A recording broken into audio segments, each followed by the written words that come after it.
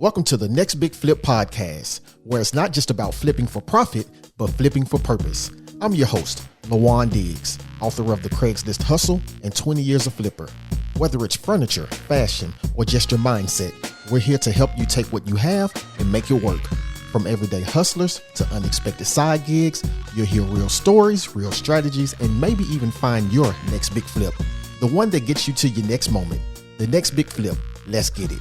So online and on TikTok, it says just a cat lady who loves thrifting, helping others, and Taylor Swift. Now, Lauren Williams, does that pretty much sum you up for this season of your life? Yeah, yes, it does. Now, look, now speaking of Taylor Swift here recently, I saw a video where you had found 3 Taylor Swift CDs, like at where did you find these, at a garage sale or something? Yeah, so 2 of them were at a garage sale, and then I had went to a Salvation Army after going to some garage sales and found the third one at the Salvation Army. So did you forgive the people who decided to give those CDs away before you bought them? Yeah, some people just don't have the space for CDs anymore. I get that, Yeah, but I'm definitely keeping those for myself as a Swiftie. that is interesting. Now, Lauren, tell us a little bit about yourself, where you located at and all that good stuff. Yeah, so I'm located outside of Chicago. I'm in the suburbs in Downers Grove, Illinois. So I mainly do thrifting, yard sales, all of that kind of stuff in the suburb area. But I will venture a little up north and south and into the city occasionally for some additional thrift stores, estate sales, that kind of stuff. Okay, now what actually led you to wanting to resell or flip or thrift items? Yeah, so actually, I've always really liked going thrifting. When I was little, my mom would take us to garage sales. We'd sit and get the newspaper, and you'd have to like find all the garage sales in the classifieds. And so we'd circle all of them, figure out all the addresses, and had our little actual map and not a phone. And so we'd drive around to all these garage sales. In high school, I really liked going thrifting for costumes and stuff like that. We had 80s days and stuff. So I would always go to the thrift store for things like that.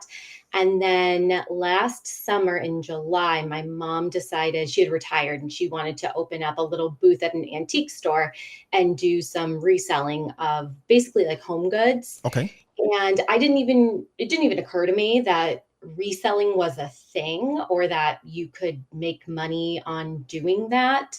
So as I tried to help her with it and got into it, I just started coming across a lot of people doing it online. I had gone on Poshmark and tried to sell my own stuff a little bit when I was in grad school for some extra money. Didn't really go very well just because I didn't know what I was doing. I wasn't very committed. Right. But as my mom started this venture, I started to get into it. And now I am way more into it than she is anymore. What? So that's kind of like what sparked my actual interest in the like finding things to resell and not just necessarily like reselling the clothes I don't wear anymore. Wow. So you were introduced to it as a child, from what I'm hearing, and you said a few words that a lot of our younger listeners may not know. You said newspaper and map. They're like, what is a map? Like, don't you mean GPS? No, we had maps back in the day, so that's a lot of fun. Yes. So just like the whole, I've never been one to be like, ew, that's somebody else owned that or something. I've always enjoyed kind of perusing other people's treasures that they no longer want or find valuable to them. And it's always just kind of like a mystery. So I like that. That's awesome. Now, where do you usually find some of your best items? Is it like thrift stores, garage sales, Facebook Marketplace? Yeah, mainly thrift stores. And since I live in Chicagoland and it's summertime now, I've been able to do a lot more garage sales, which has been nice because generally, not always, but generally those items can be a lot cheaper than the thrift stores, or you can at least negotiate. In my area, Facebook Marketplace isn't as great for me to source from. Definitely will go on there if I need my own things that I'm looking for. Okay. But as far as like for sourcing, it's a lot of people also reselling. So totally get it. understand that, they're trying to run their business as well. So mainly I'm doing thrift stores and garage sales. That's nice. And as I just backtrack a little bit, because I not only listen to you as the host, but I listen as a potential listener who I'm, broadcasting my episode to. And some fun things that stick out to me about you that you could possibly do in the future. You talked about your mom introduced you to thrifting, and I see a lot of these Goodwill challenges and thrift challenges. How cool would it be to do like a thrift challenge against your mom to see who comes out on top? Like, I will watch it. I love her dearly, and I'm happy she got me into this, but sometimes she's good at the hard goods, which is kind of like the home decor and the non-textiles, the non-clothing stuff. I definitely dominate the clothing arena Okay. between the two of us. And that's what I like about thrifting. Like, you can find your own niche, and you don't have to just stick to one item. And there are so many different items that you can, choose to buy and resell. Yeah.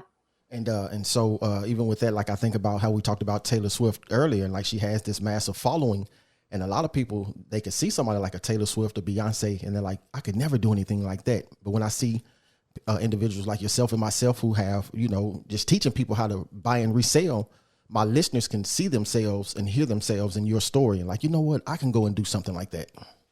Yeah, and it's definitely a good hobby to have as well. I think it helps save the planet, helps reduce a lot of emissions and just junk and overconsumption, especially with questions of economy right now. I think it's a really great avenue for anybody to, even if you're not reselling and you're just going to look for yourself, it's a great option to see if you don't need something new or don't need something very specific, to go online or go to a local thrift store and see if they have what you're needing before you make that purchase of something brand new. And I totally agree. Now, whenever you travel, do you ever visit thrift stores as well? Like, I know a lot of my guests, it's hard for them to vacation because they want to go and visit the thrift stores. Yeah. So I have gone to a lot of different thrift stores in other areas. The first one being in Washington, Seattle, Washington. They have the largest Goodwill in North America, I believe there. What? It was, yes, it was huge. I drug along my husband and one of our friends.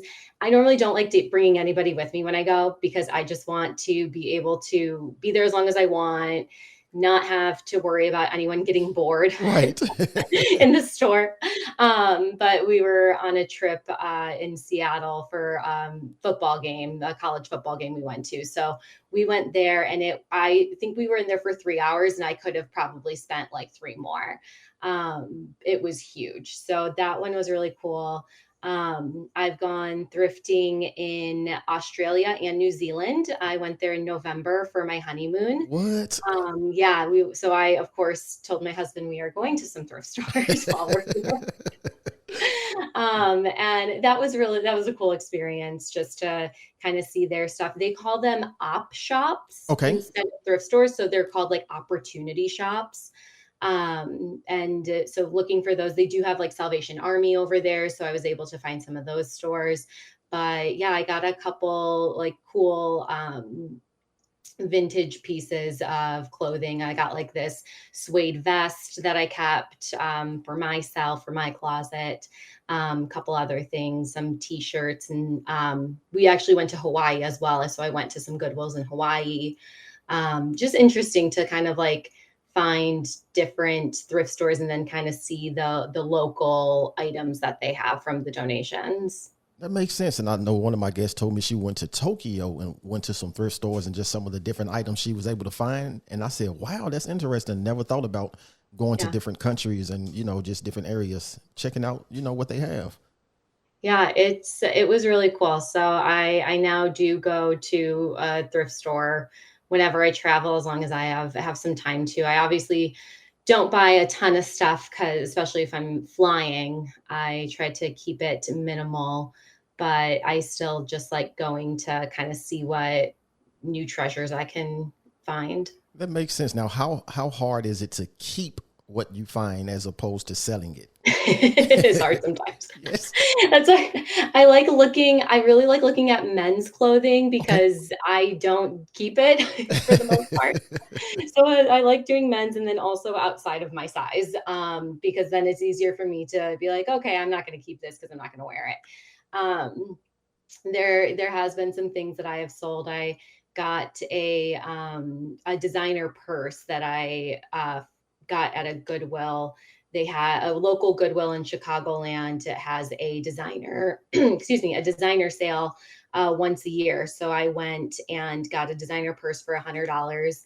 I really wanted to keep it, Uh-huh. but the profit margin for that was a little too large for me to be able to just keep that item. So I did sell that one, and maybe I can find another one in the future.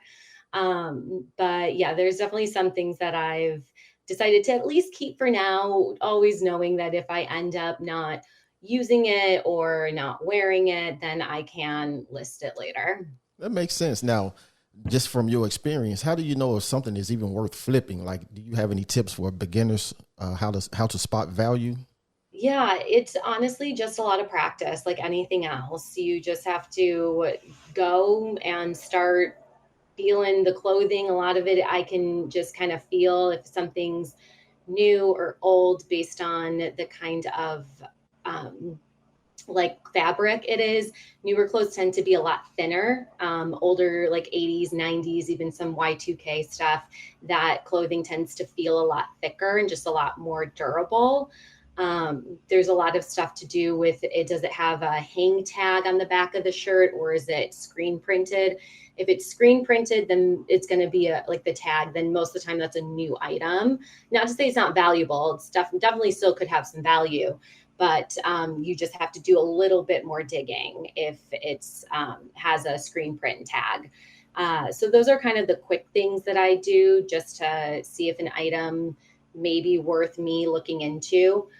When I first started doing this, I spent a lot of time looking up items on my phone using Google Lens to then find a similar item and then seeing if it's listed on eBay for anything, seeing what it's sold for in places. And it did take a lot of time, but now that I've been doing this for almost a year, I can go through a rack pretty quickly and not take the time to have to look up every single thing I think might be valuable. That's interesting. So, now I heard you mention that you like to buy men's clothing and resell. Now, how did you do this before you got married? Were you always buying men clothes? Like, how would you know how to pick out No. if that makes sense?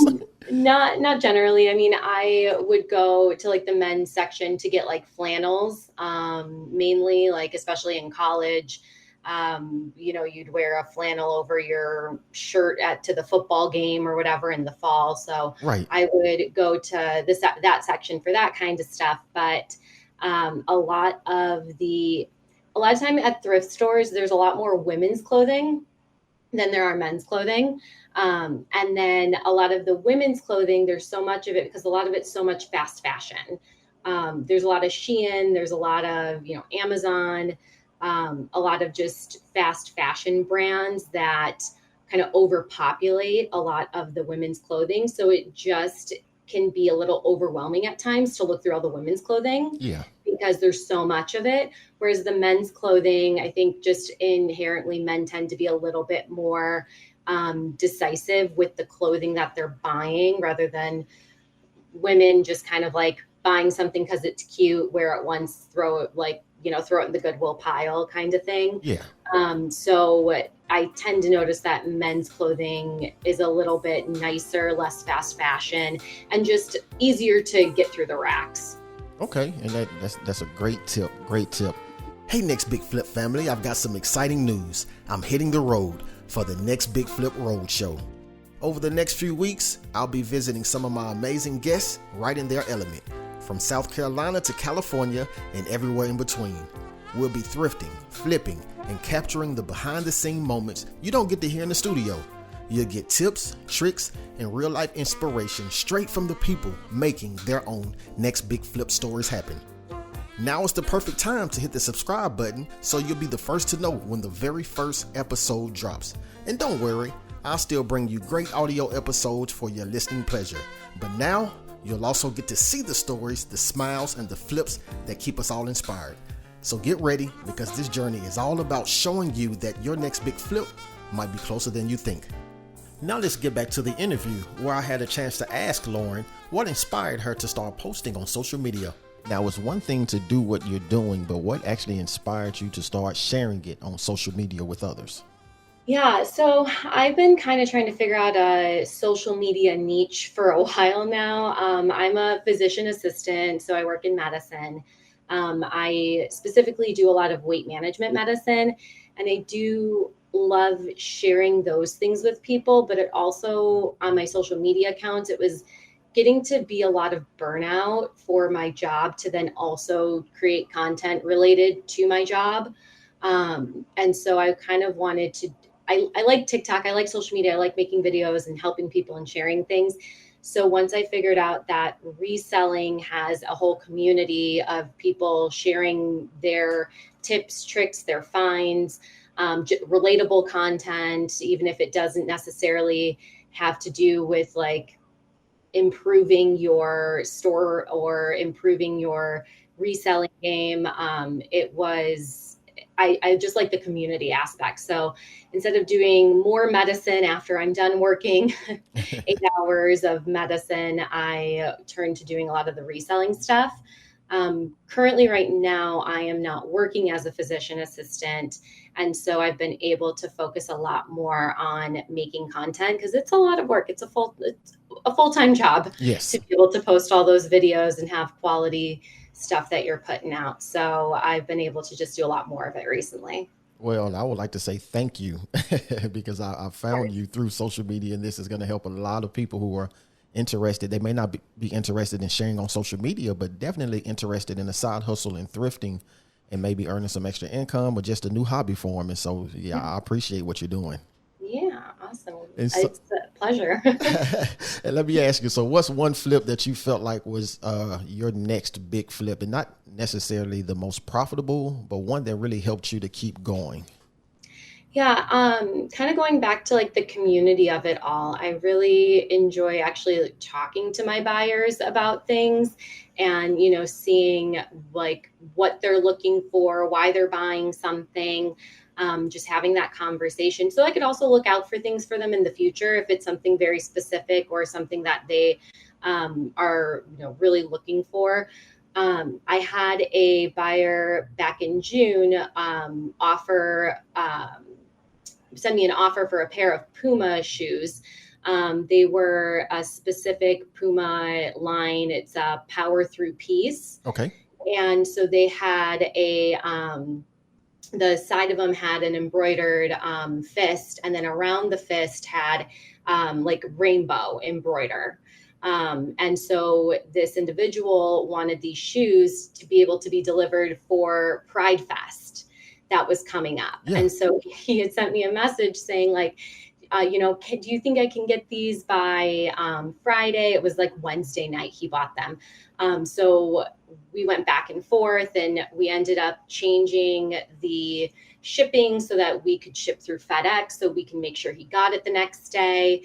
And then he sent me like his whole outfit that he was wearing to Pride and showed me like how he had a flag that was also the Power Through Peace movement logo, and all of these other things that just matched. The shoes were perfect for his whole outfit.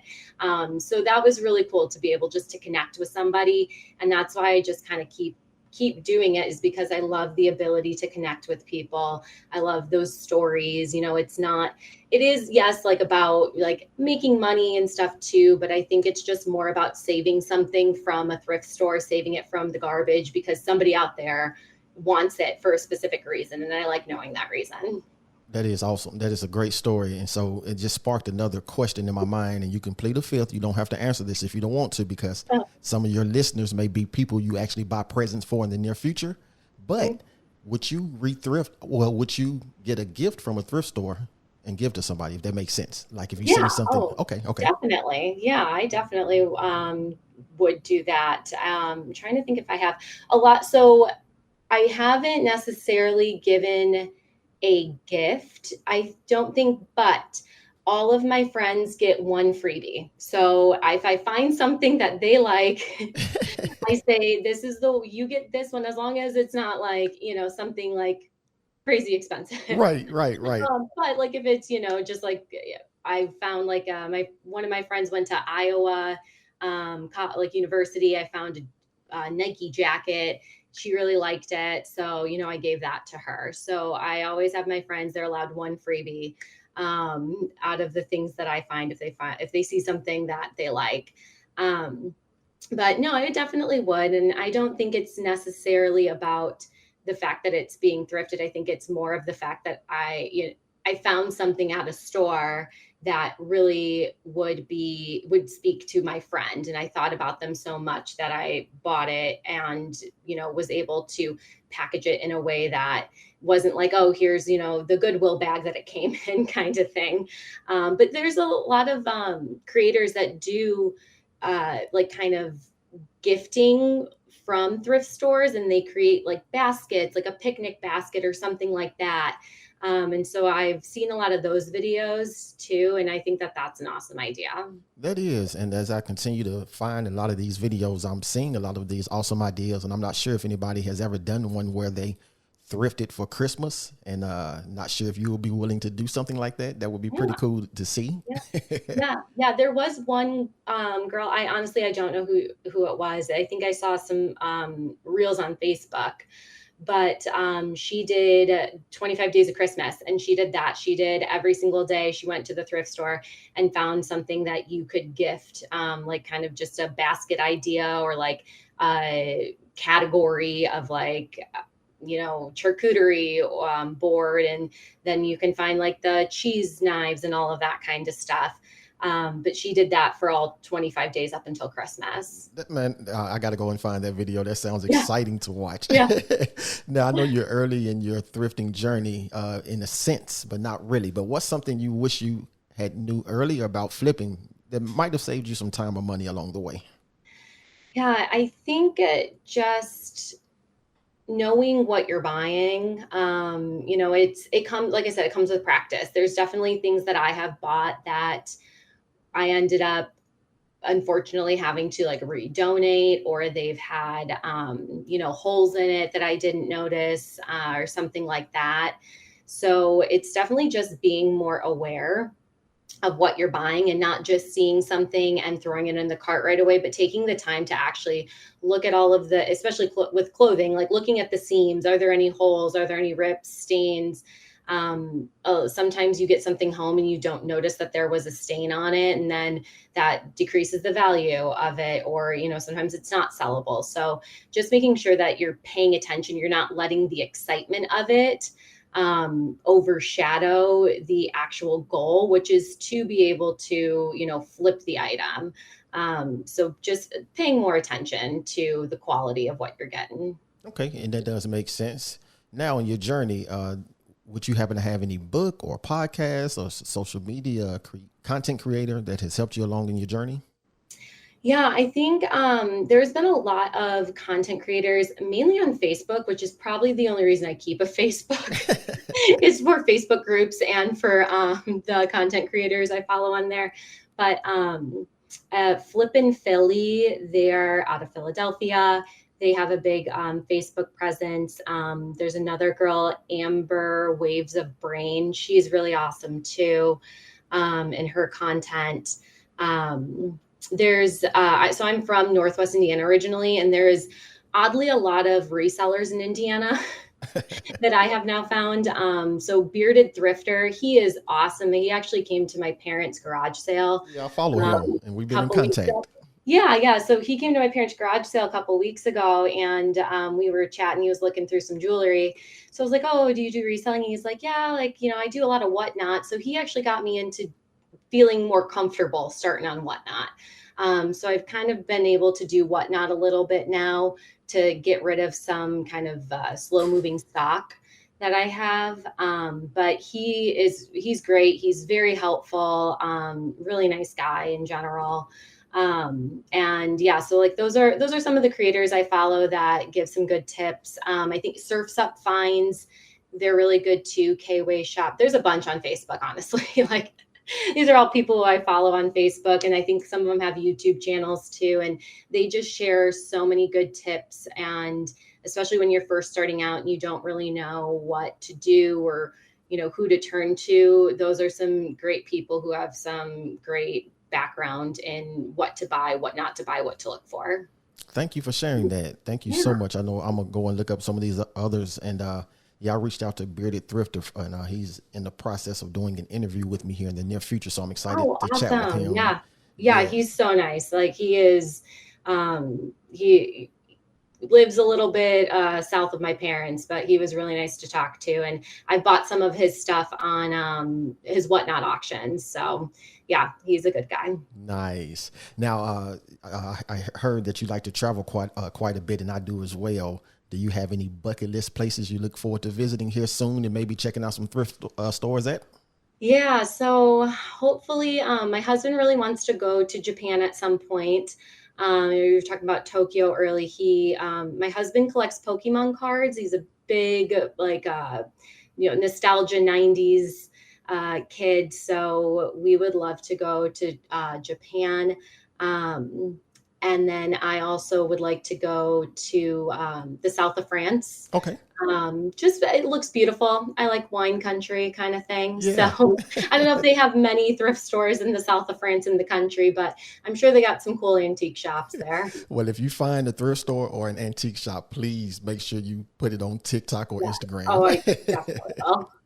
And as we get ready to land this plane, Lauren, is there any advice you would give someone who's hesitant about starting a side hustle, whether in thrifting or, reselling? What's one small step someone could take this week to get started? Yeah, I mean, just start small. You don't have to have a huge shop. You don't have to have a bunch of followers. Like I said, I'm still on Facebook for the Facebook groups, and there are eBay reseller Facebook groups, like for beginners and for thrifters. So those are really good groups to be a part of, especially if you have questions. I would say start with something like Poshmark or Facebook Marketplace or Depop, where it's not as complicated. eBay can get a little complicated with all of the options and shipping and things like that. So start with something that's, pretty straightforward. Poshmark is a great one to start with. Shipping is just the same for every single item. So that's really helpful. But I would start there and then kind of branch out as you start feeling more comfortable. Thank you so much. And so you heard Lauren say, start small, start on platforms that are not as complicated. So Poshmark and Facebook Marketplace is a good place for you to start. And so this is the Next Big Flip podcast. Let's get it.